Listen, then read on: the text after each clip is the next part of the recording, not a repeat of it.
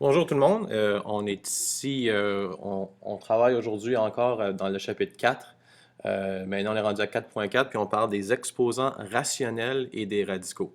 Alors, on sait c'est quoi un radical, on sait c'est quoi un exposant. Maintenant, qu'est-ce que ça veut dire un exposant rationnel? N'oubliez pas qu'un nombre rationnel, c'est un nombre qu'on peut écrire sous forme de fraction. Alors, quand on parle d'un exposant rationnel, ce qu'on veut dire, c'est un exposant, par exemple, qui est en forme de fraction. Donc, par exemple, 4 à la 1 demi ou x à la 2 tiers. Okay? Donc, ça, c'est un exemple ça, c'est deux exemples d'exposants rationnels. Puis, ce qu'on va voir dans 3 secondes, c'est qu'il y a une connexion entre les exposants rationnels puis les radicaux.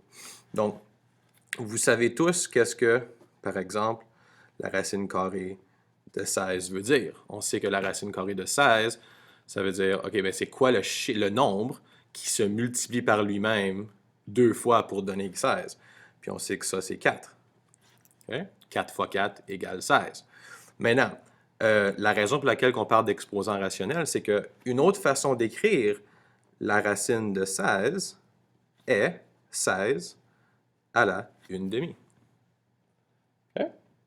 Donc, n'importe quand qu'on a un exposant rationnel, on peut réécrire ça comme une racine et vice-versa. Euh, si on avait disons, la troisième racine de 8, on pourrait réécrire ça aussi sous forme d'une puissance avec un exposant rationnel. Alors, la troisième racine de 8 pourrait être écrite comme étant 8 à la 1 tiers.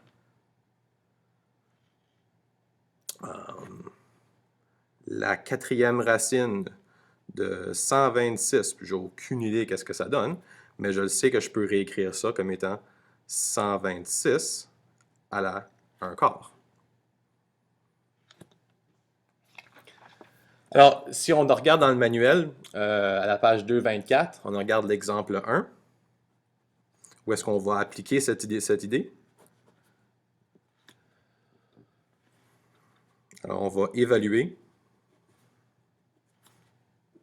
des puissances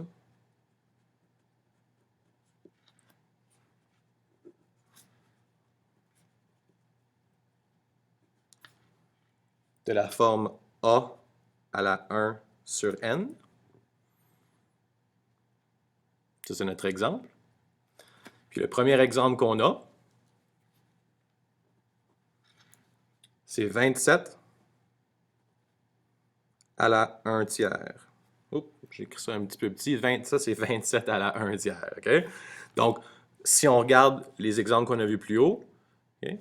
Donc si on a 126 à la 1 quart, ça veut dire la même chose que la quatrième racine de 126.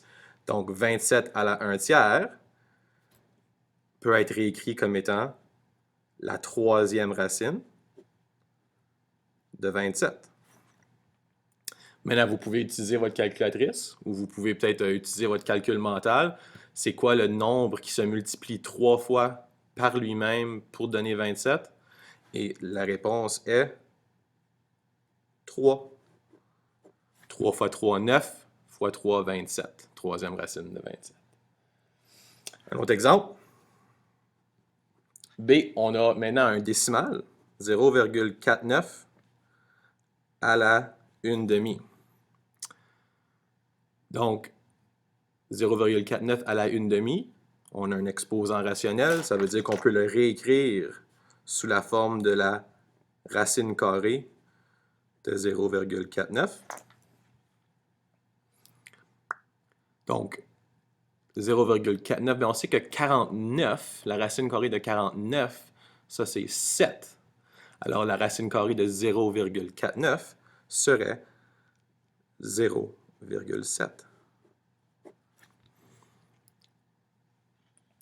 Un autre exemple, maintenant on va avec des nombres négatifs, des entiers négatifs, moins 64 à la 1 tiers.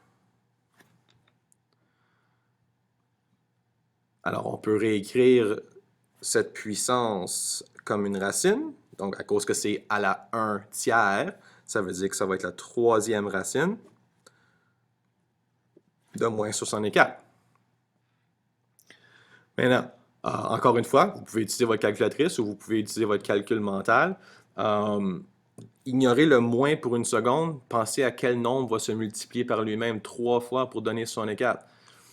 2 fois 2, 4 fois 2, 8, c'est pas ça. 3 fois 3, 9 fois 3, 27, c'est pas ça.